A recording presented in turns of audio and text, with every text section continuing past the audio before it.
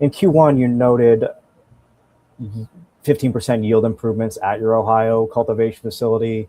You also noted expectations for Q2 to further outperform Q1's improvement. So I'm just interested, what specific strategies were implemented to improve those yields, and maybe did any other benefits, such as maybe improved product quality, come in parallel with the yield increase?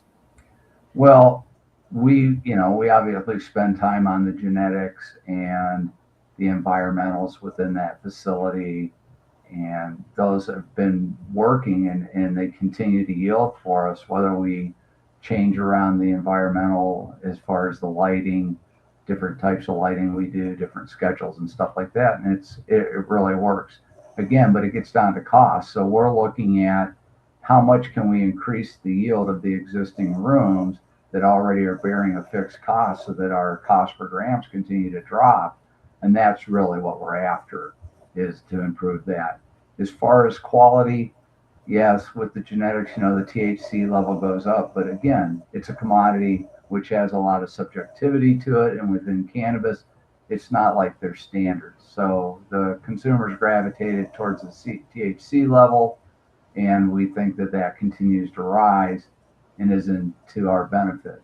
And obviously, you're going to have the connoisseur group, which is going to be a small component of that, but we haven't seen the advantage to that from a cost standpoint, where if you try to go and chase that market, you might get a higher retail price, but your cost per grams usually go up, and it's not borne in the marketplace. Yeah, and you really need to be craft, really producing very small amounts, because it doesn't really move, and you constantly need to be turning over a new premium $60 eighth every month, because if not, it's not selling. I appreciate the take there.